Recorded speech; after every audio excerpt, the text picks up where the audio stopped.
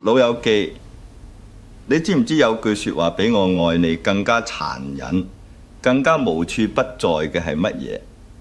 就係等第日根據香港中文大學一項長達10年嘅追蹤研究，訪問咗超過2000名60歲以上嘅長者，結果顯示有70%嘅受訪者將想去旅行，想食餐好嘅，想學一樣新嘢，呢啲願望推遲到退休之後，仔女出生之後，身體好啲之後。但諷刺嘅係，呢班長者入面只有唔夠20%嘅人最終真係做得到，剩低嘅80%人呢，佢哋嘅第日變咗醫務所嘅覆診預約，變咗物理治療中心嘅康復訓練，甚至變咗靈堂上邊嘅一張遺照。你以為你等緊一個美好嘅未來，其實你只係預訂咗一張通往遺憾嘅單程車票。你睇下我，從來唔會帶大型行李，永遠一個黃色輕便背囊，護照就擺喺恤衫袋，話走就走。你問我去邊，可能係福岡食過嚟全日本最肥美嘅大拖羅，油脂喺口入面爆炸，嗰種甘甜由舌尖直衝上腦，令你實時明白乜嘢叫不枉此生。可能係巴黎左岸飲杯咖啡牛奶，睇住法國靚女行過，幻想下佢哋嘅裙下之臣有幾痴情。亦都可能係曼谷街頭食碗辣到你飆眼水嘅冬陰功，辣到你成個人都醒晒，出一身汗，即刻後生咗10年。我唔係去旅行，我係去嘆世界，係去見笑。你以為你等緊第日？我話你知，你等緊嗰個第日，好可能就係你雙腳再也行唔喐嗰日，甚至係你人生嘅終點站。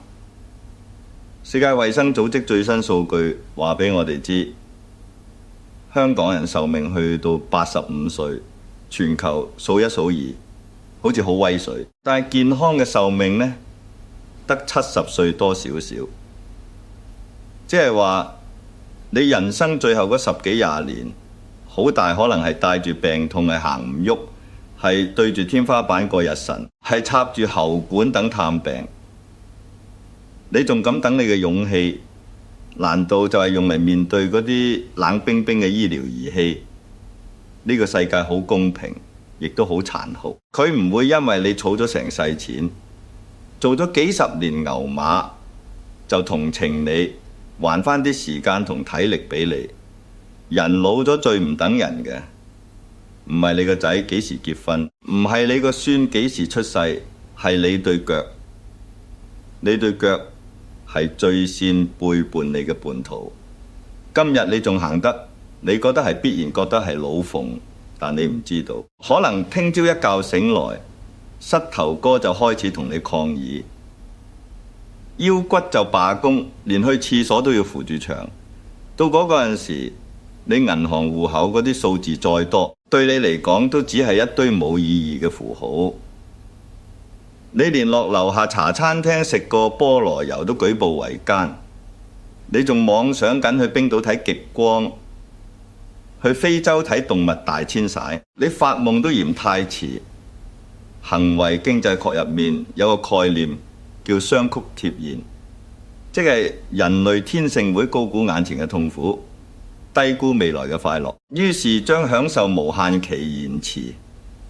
但係呢條公式有一個致命嘅 bug， 就係佢完全冇計到你身體機能嘅折舊率。等到你回過神嚟，資產負債表上嘅健康一欄已經歸零。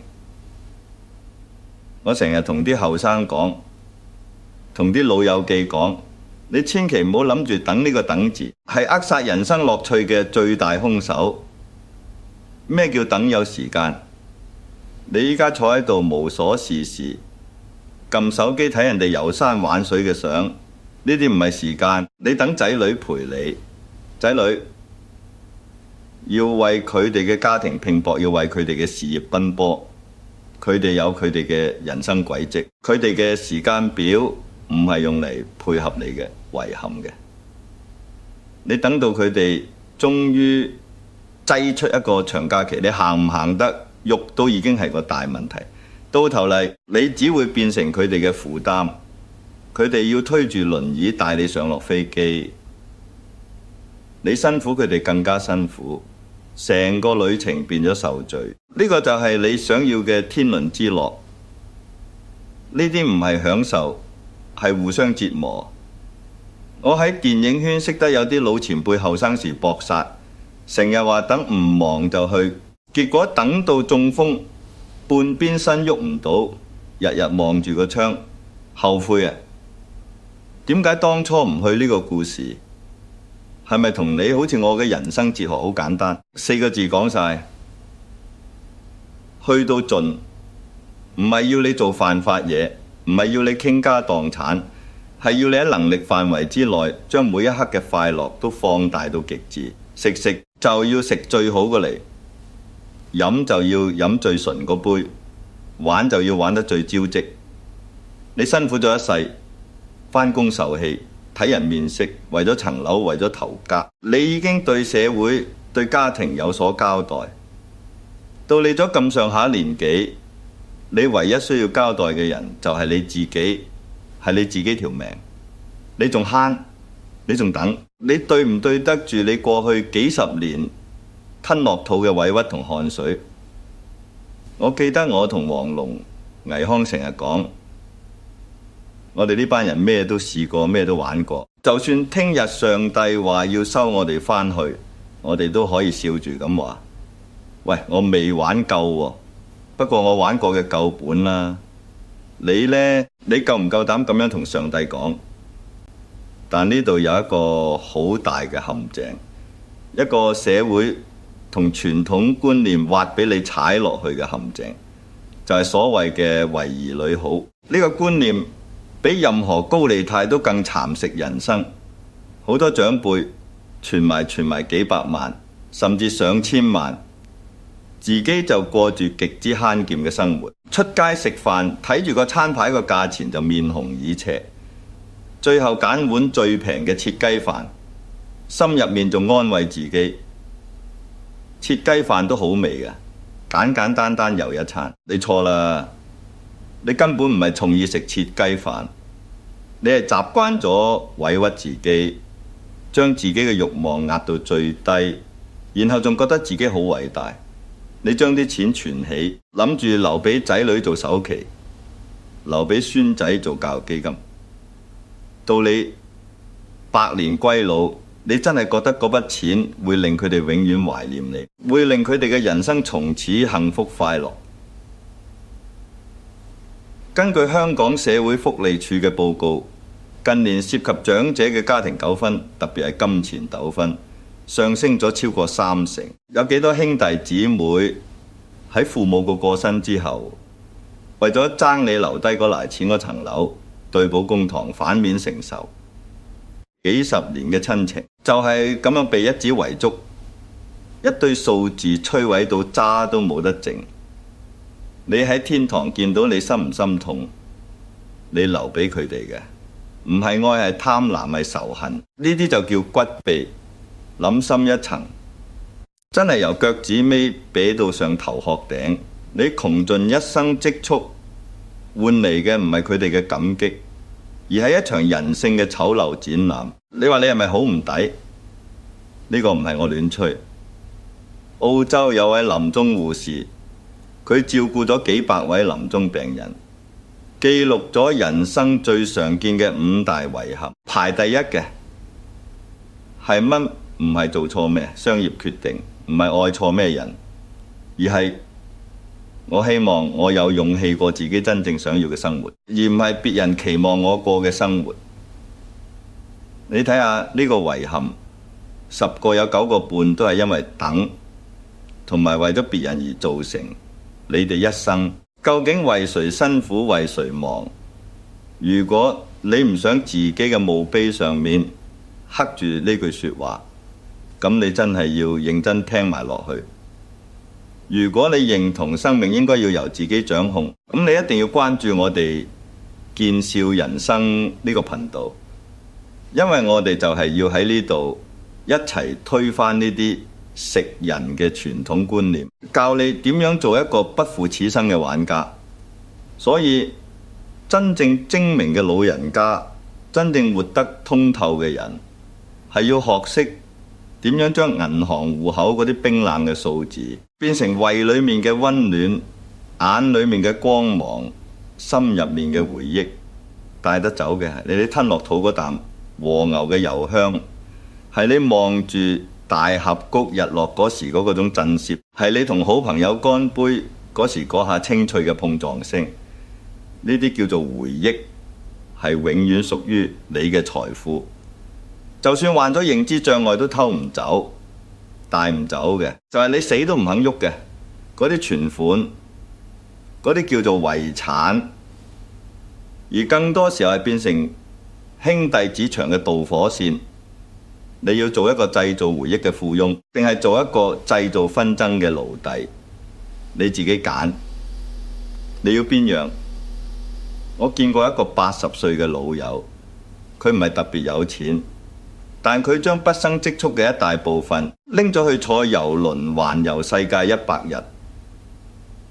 返嚟之後佢同我講：蔡生，我呢世人而家先叫做真正活過。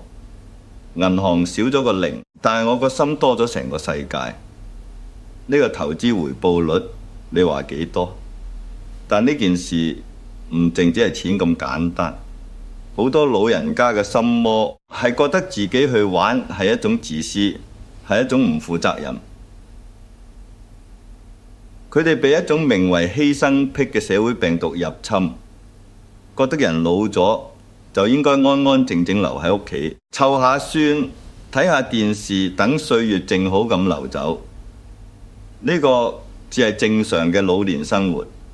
你錯啦，呢個唔係正常，呢個係等死。你一放棄對世界嘅好奇心，你嘅生命就已經進入倒數計時嘅空白期。你唔係活着，你只係未死。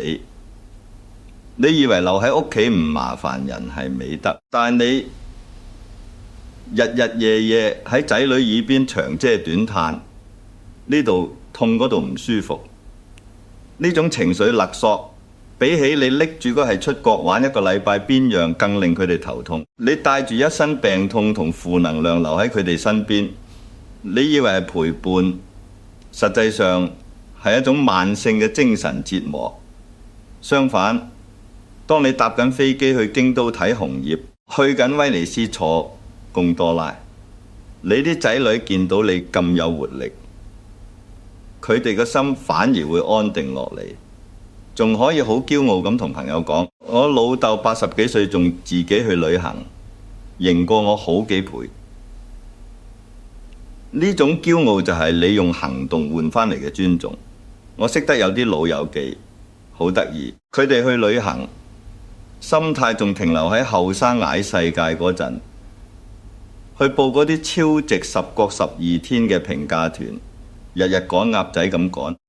天未光就 morning call 食嗰啲餵豬咁嘅團體餐，返到嘅酒店連張床都未坐暖，又要趕去下一個景點影張到此一遊嘅相，為咗賺返票價，搞到自己腰紮背痛，返到香港仲辛苦過未去之前。呢啲唔係去玩，呢啲係去受刑。你攞住成萬蚊去歐洲，為咗慳幾十蚊歐羅，餐餐食麵包、飲水、喉水，見到嚿朱古力想買嚟試下都唔捨得。你話你對唔對得住自己對腳？對唔對得住嗰程長途飛機？呢種窮遊係後生仔嘅浪漫，唔係你哋呢個階段應該做嘅事。你已經捱咗成世人，點解連放假都要繼續捱？呢個係犯賤，唔係慳家。我嘅旅遊哲學第一誡就係唔好辛苦自己。你已經唔係18、22嘅背囊客，可以瞓火車站食即食麵。你依家係用你大半生賺返嚟嘅錢去換取人生最後階段嘅最高享受。貴嘢唔係罪，唔識嘆字係罪。寧願去少幾個地方都要住好啲、食好啲，去日本我就一定會住嗰啲有私人風呂嘅溫泉旅館，浸完出嚟着住浴衣，有人服侍你食懷石料理，逐道菜咁上，精緻到好似藝術品咁，食唔飽。但係你個心靈飽到泄出嚟。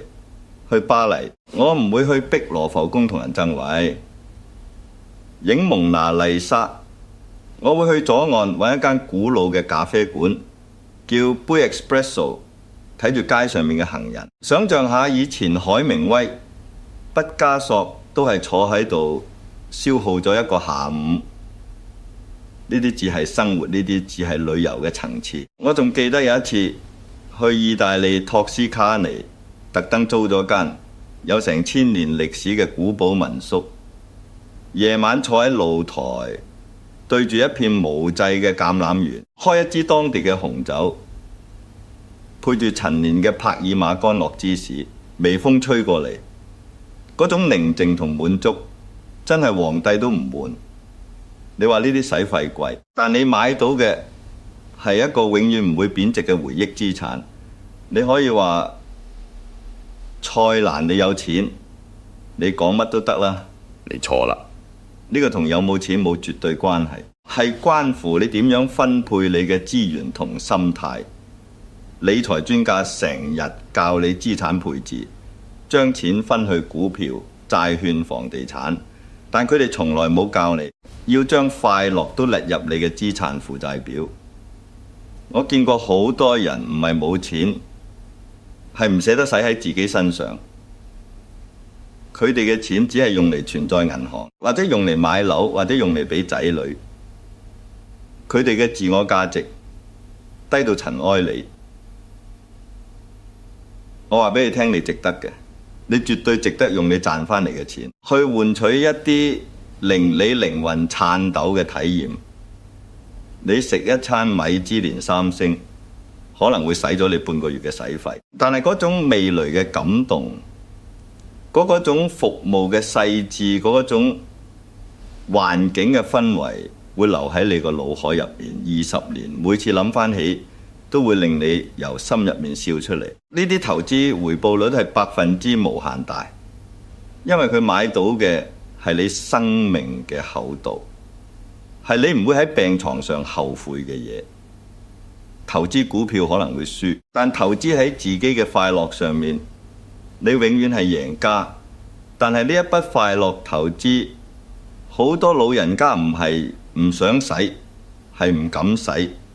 你知唔知佢哋驚緊乜？佢哋驚嘅係一旦開始咗呢種享受，就會停唔到落嚟，會使晒啲老本。佢哋驚嘅係天有不測風雲，萬一突然間患上大病，需要一筆龐大嘅醫藥費，到時銀行冇錢，就會拖累子孫。呢種恐懼令佢哋將自己鎖喺一個名為以防萬一嘅監獄入面，直至老死都未見過真正嘅陽光。我哋今日就嚟計呢條數，你個所謂嘅老本，如果最後嘅用途只係用嚟買藥，拖住一副殘破不堪嘅身軀，插滿喉管，喺病床上毫無尊嚴地多捱幾個月甚至幾年咁樣嘅生存，對你嚟講有咩意義？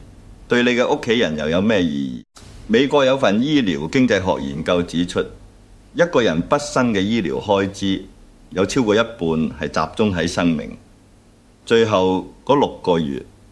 換句話講，你辛辛苦儲咗一世錢，最後竟然係送晒俾醫院同藥廠，仲要係喺最痛苦、最無意識嘅狀態下使晒佢。你話幾咁荒謬？你點解唔趁自己仲有意識、仲有感覺嗰陣，親手將呢筆錢變成一趟精彩嘅旅程？呢個係一個好沉重，但係必須要諗清楚嘅哲學問題。你究竟係想活着，定係只係未死？如果你選擇前者，你就必須明白，健康嘅身體唔係永恆嘅，佢係一個會貶值嘅資產。你今日唔拎出嚟用，聽日佢就會自動蒸發。你60歲唔去爬長城，你70歲唔去浸溫泉，你80歲唔去食魚生，你以為等到90歲仲有機會？你等到嘅只會係一張醫生開出嚟嘅禁忌清單，上面寫滿你唔准食呢樣，唔准做嗰樣。到嗰陣時，你手握再多家產，都買唔到一口和牛嘅油香，買唔到一下海浪拍打喺腳上嘅清涼。你將一世嘅辛勞換成一堆藥丸同埋一堆遺憾，呢條數你真係覺得抵，我就點都計唔掂。呢度仲未夠，最令人心驚膽戰嘅係，我哋呢代人成日俾啲所謂嘅健康信息洗咗腦。打開個手機，今日話呢樣嘢食有致癌物，聽日話嗰種生活習慣會導致三高，搞到個個人都神經兮兮，食嚿叉燒都要喺茶度浸一浸先敢放入口。我絕對唔係叫你唔好理自己嘅身體，我係叫你唔好俾呢啲絕對健康嘅緊箍咒箍死你嘅人生樂趣。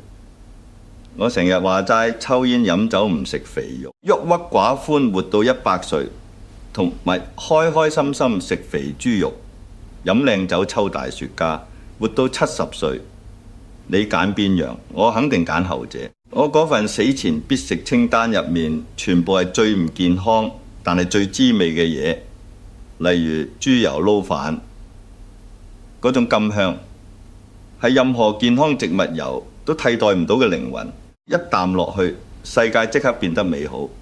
例如潮汕嘅生葉蟹，冰涼鹹鮮，蟹膏喺舌頭上面慢慢融化，會令你嘅靈魂唱征服。死亡係必然嘅，冇人避得到。但係你喺死亡來臨之前，有冇真正咁享受過生命俾你嘅味覺盛宴？定係你只係一個食緊飼料嘅機械人？只要營養均衡，食乜都冇所謂。如果你連食都冇咗慾望，你同一個行屍走肉有咩分別？日本沖繩有好多100歲人類，佢哋嘅長壽秘訣唔係食保健品，而係有生時間，即係生存嘅意義，有寄託，有樂趣。食就係最直接嘅快樂。如果你都想學識點樣喺保持健康嘅同時，又不失享受美食嘅樂趣，我嘅頻道見笑人生會同你分享大量聰明嘅飲食哲學。記得訂閱，唔好走寶。人生嘅無常就好似香港夏天嘅天氣，話變就變，你永遠唔知道意外同明天邊個會行先。成日話等第日，但呢個世界好弔詭。當你以為仲有大把時間嘅時候，上天就會突然之間同你開個玩笑，攞走你啲最寶貴嘅嘢，或者係你嘅健康，或者係你嘅伴侶，或者係突如其來嘅一場變故，將你所有嘅計劃都打亂。你以為你嘅存款會喺30年後俾到你安穩，但你冇諗過，可能3年之後你連用佢嘅能力都冇埋。呢種唔係悲觀，呢種係看透世事之後嘅樂觀。因為你明白咗無常，你先至會狠狠地捉實當下嘅每一刻。沮喪呢樣嘢嚟就嚟咯，就好似傷風感冒咁，你會流鼻水，會打噴嚏，會唔舒服，但你知佢會過。人生嘅苦難都一樣，忙就忙啦，苦就苦啦，甚至要享受佢，因為呢啲都係你活過嘅證據。我成日同朋友講，我嘅人生字典入面冇後悔2個字，只有經驗。好事係經驗，壞事都係經驗。最怕係一片空白，冇嘢值得記住。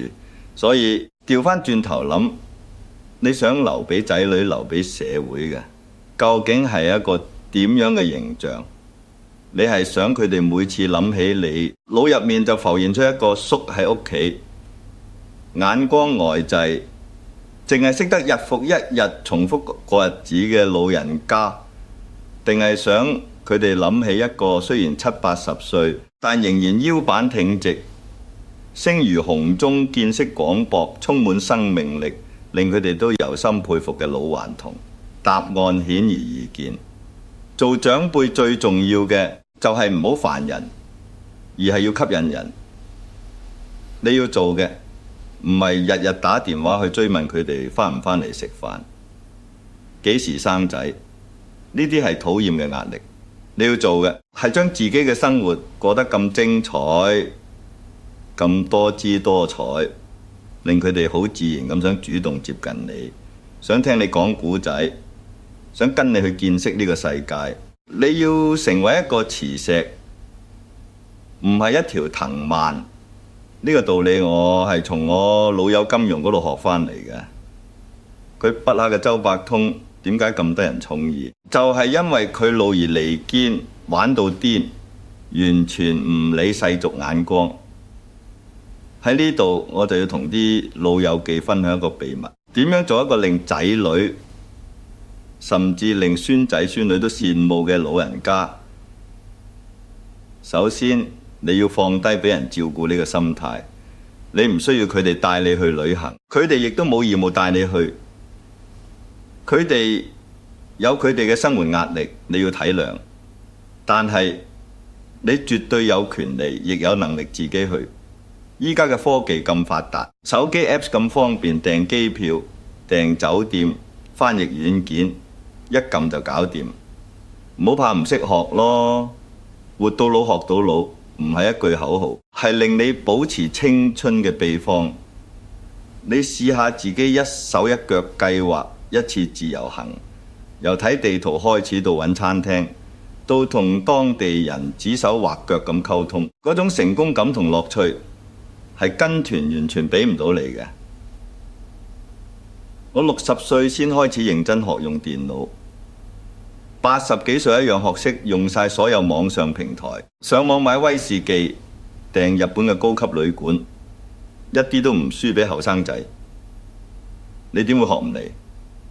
其次你要學識招積。咩叫招積？唔係叫你囂張跋扈，係叫你對自己好啲，用最好嘅嘢，然後好自然咁展示出嚟。你去到東京，唔好淨係匿喺房度食杯麵，出去揾間高級壽司店，坐喺吧台前面，睇住師傅點樣將最新鮮嘅食材變魔術咁變成一件件藝術品，然後你放入口，閉上眼慢慢品嚐，之後寫個食評，影張靚相，放上你嘅 Facebook 或者 WhatsApp。你唔需要打長篇大論，簡單一句：今日呢嗱大拖羅肥美過我後生嗰時追嘅港姐，咁樣就夠晒招積，夠晒過癮。當仔女見到你咁識嘆，佢哋唔會覺得你亂使錢，反而會覺得你好型好叻，心入面會尊重你，甚至會羨慕你嘅生活態度。之後佢哋會主動問你：老豆媽咪，你上次去嗰間店喺邊㗎？下次帶埋我去啦。你就成功咁將被動化為主動。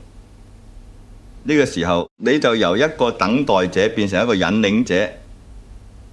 你身上嗰團火嗰種對生活嘅熱情係會傳染嘅。呢團火比起你留嘅俾佢哋幾多層樓、幾多股票都要更加珍貴，因為財富有機會散，但係一種樂觀豁達、識得享受生命嘅精神，係會一代一代咁傳承落去，成為你家族嘅基因。你留俾佢哋最好嘅遺產，唔係金錢，而係一種無論身處咩境況，都要識得令自己快樂嘅能力。呢種能力，佢哋會用一世，而且會永遠感激你。金庸先生生前都講過，人生就係大鬧一場，超然離去。你唔大鬧一場，點對得住呢趟人生？所以話你想佢哋好，就更加要錫自己。你想佢哋孝順，就更加唔好成為佢哋嘅包袱。你要明白，當你活得光芒四射，佢哋望住你，就好似望住一個人生嘅燈塔，佢哋會知道老去並唔可怕，老去可以好有型、好快樂。呢個就係你俾佢哋最後，亦都係最好嘅一堂課。你唔使再苦口婆心咁同佢哋講人生大道理，你嘅生命本身就係一本最好嘅教科書。佢哋睇住你點樣面對衰老，點樣對待金錢，點樣享受孤獨，點樣喺最後嘅歲月入面依然保持住對世界嘅好奇。呢啲身教重過千言萬語，你唔使逼佢哋聽你講耶穌，你只需要活得精彩，佢哋自然會喺你身上學到乜嘢叫做不枉此生。講返旅遊呢樣嘢，好多人有個誤區，覺得去旅行就一定要去好遠，去歐洲、去南美，去啲所謂嘅人生必到打卡景點先至算係去旅行。呢個諗法又係錯嘅。旅行嘅意義唔在於你去咗幾遠嘅地方，而在於你有冇打開你嘅心扉去感受。你由九龍搭船去中環，如果你抱住一個遊客嘅心態去睇下天星小輪嘅歷史，去感受下維多利亞港嘅海風，去幻想下幾十年前呢個港口嘅繁華，你呢程船就已經係一趟精彩嘅旅行。你落樓下行去街市，見到啲生猛嘅海鮮，聽到啲小販嘅叫賣聲，聞到嗰啲新鮮蔬果嘅香氣，你用欣賞嘅目光去睇，呢個就係一個微型嘅冒險。重點係你嘅心境，而唔係你嘅行程表。我試過喺屋企開着冷氣，播住爵士樂，開一支靚酒，煎塊靚牛扒，對住窗外嘅高樓大廈，我一樣可以幻想自己身處紐約曼哈頓嘅頂樓餐廳。呢個就係心態嘅力量。我成日都話，生活本身就係一場最好玩嘅旅行。你唔需要等到出門遠行先至去揾快樂。你每日起身都要當自己係一個嚟到呢個世界嘅遊客，對乜嘢都保持新鮮感。點解細路仔咁開心？因為佢哋對每一件事都好奇。一隻螞蟻搬緊食物，佢哋可以睇成個下晝。落雨天一個水凼，佢哋可以跳到咯咯大笑。呢種能力我哋長大之後反而冇咗，變到乜嘢都覺得係理所當然，變到麻木。所謂嘆世界，就係要揾返呢種童心，將每一件平凡嘅小事都變成一個值得細味嘅儀式。沖一壺好茶，唔係淨係為咗解渴，係要聞佢嘅茶香，睇佢嘅湯色，感受佢流入喉嚨嗰陣嘅回甘。呢個就係旅行，呢個就係生活。如果你連呢啲細微嘅快樂都感受唔到，就算送你上太空，你都只會覺得無聊。我成日俾人問你怕唔怕死，我話我唔怕死，我只怕我死嘅時候仲有好多好嘢未食過，好多地方未去過，好多有趣嘅人未識過。呢種唔係怕死，係怕浪費咗生命。我諗你哋都應該要有呢種怕。你要怕嘅唔係死亡，而係你明明有機會有能力去體驗呢個世界嘅美好，但你竟然親手放棄咗，用一個等字親手埋葬咗自己嘅人生。到你臨終嘅嗰一刻，你嘅腦海唔會好似幻燈片咁播放你返工嘅畫面，你開會嘅畫面。你嘅腦海只會播放你同愛人喺沙灘睇日落嘅畫面，你同好朋友飲到醉醺醺哈哈大笑嘅畫面，你第一次食到頂級美食嗰種驚為天人嘅畫面。如果你呢啲畫面少之又少，甚至係一片空白，咁你嘅生命無論有幾長，都只係一場空白。所以趁你對腳仲係你嘅，趁你個胃仲消化得到，趁你嘅味蕾仲未退化，你要狠狠地盡情咁去活，將嗰啲所謂嘅養老金變成你護照上邊一個個嘅入境印章，變成你手機入面幾萬張嘅旅行相，變成你同朋友吹水時嘅精彩話題。唔好再理嗰啲世俗嘅眼光，唔好再聽嗰啲叫你安居樂業嘅廢話。你嘅業已經落咗大半世，你依家嘅任務係去安樂你嘅人生。安樂係心安理得咁去享樂，而唔係坐喺屋企等運到。根據美國退休人士協會嘅調查，有80%嘅退休人士表示，佢哋最後悔嘅唔係使多咗錢，而係後生嗰時冇去更多旅行，冇好好享受生活。你唔想做呢80%入面嘅一員，就一定要行動。你不妨由今日開始做一個小小嘅實驗。你返到屋企，唔好第一時間攤喺梳化開電視。你打開你嘅衣櫃，拎返個塵封已久嘅細旅行出嚟。你打開你嘅計算機或者手機，唔好再淨係睇嗰啲師奶劇或者政治新聞。你開始去 search 一個你一直好想去，但一直揾藉口唔去嘅地方，可能是日本嘅京都，去睇滿山嘅紅葉。可能是泰國嘅清邁，去嘆下又平又靚嘅 SPA， 甚至只係台灣嘅台南，去掃晒成條街嘅小食。你唔需要諗太長遠嘅計劃，你只需要踏出第一步，就喺邊呢？我就係開始揾資料。當你開始行動，你就會發現原來成日阻止你嘅嗰道牆，只係你自己幻想出嚟嘅紙紮牆。用手指一篤就穿。如果你需要一啲勇氣同埋具體嘅行程規劃，貼士，見笑人生嘅頻道入面有大量實用攻略，由點樣用最低嘅價錢訂到5星級酒店，到點樣避開遊客區，揾到當地人嘅隱世美食，再到點樣一個人喺言語不通嘅地方都可以玩得逍遙自在。我都會喺嗰度一一同你分享，記得訂閱同撳鐘，跟實我嘅腳步，呢個就係去到盡嘅真正精神。佢唔係一種魯莽，而係一種對自己生命負責任嘅態度，係一種我嚟呢個世界一場，我一定要睇夠本、食夠本、玩夠本嘅宣言。人生短短幾十年，你冇時間去做配角，你係你人生唯一嘅主角。你嘅劇本應該由你自己去寫，而唔係由社會、由傳統、由其他人嘅期望去幫你寫。如果你嘅人生劇本到目前為止都係平平無奇、委屈求全，咁由今日開始，你要幫佢改寫一個精彩絕倫、轟轟烈烈嘅結局。你再諗真一層。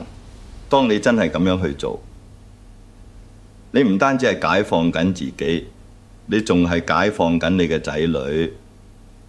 你唔使佢哋擔心你，因為你活得比佢哋仲好。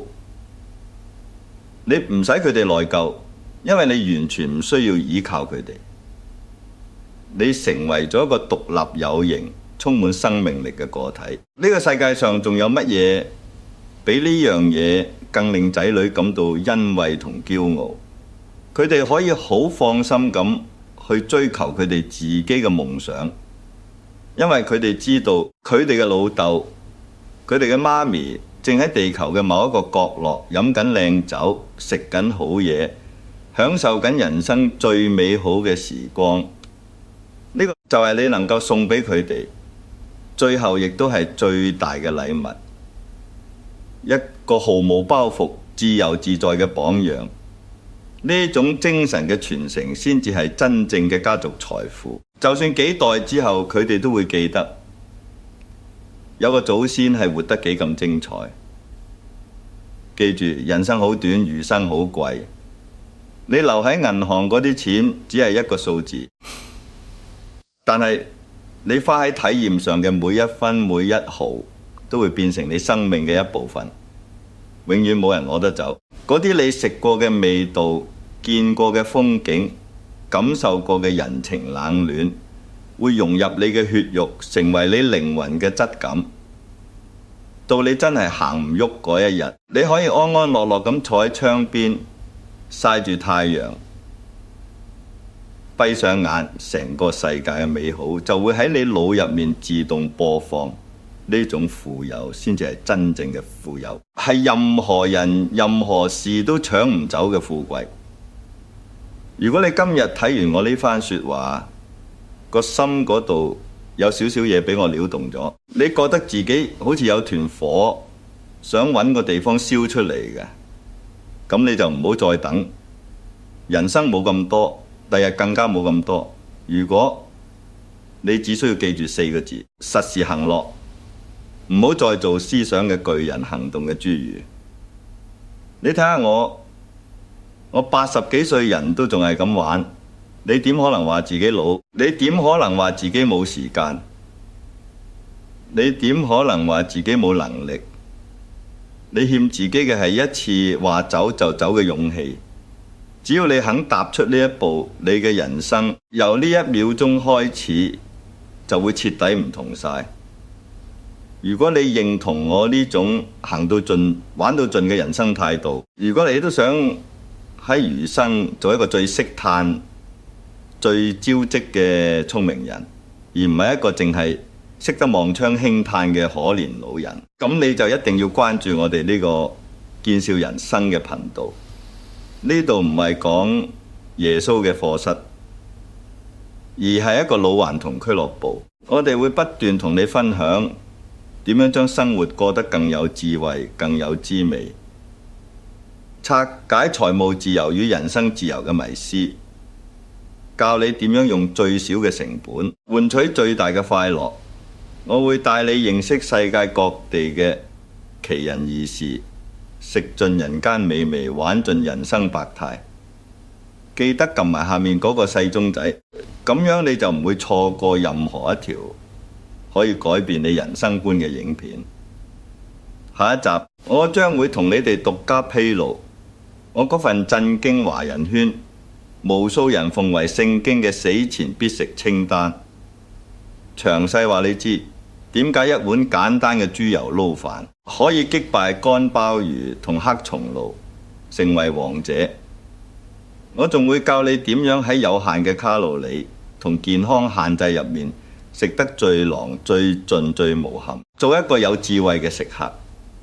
你嘅訂閱同分享就係我呢個老人家繼續去到盡，繼續為你哋發掘人生寶藏嘅最大動力。最後留個問題俾你思考，留個問題亦都希望你喺下面留言話我知，因為我想睇下有幾多人夠膽同我一齊癲。如果你聽日即刻可以飛，唔使理錢，唔使理時間，你最想去邊度？食一餐點樣嘅好嘢？會去九州博多坐落街邊檔，食碗熱氣騰騰、湯底濃到掛碗、令人感動落淚嘅極濃豚骨拉麵，定係去意大利拿波里，喺火辣辣嘅窯爐旁邊，等住師傅遞出一個新鮮出爐、邊皮焦脆、水牛芝士拉到絲咁長嘅瑪格麗特披薩，抑或係去西班牙聖塞巴斯提安，企喺人頭湧湧嘅吧台前面，一支一支咁食晒成條街令人眼花繚亂嘅 Pintas。 喺下面嘅評論區大膽咁話俾我知，同大家一齊分享你嘅無憾清單。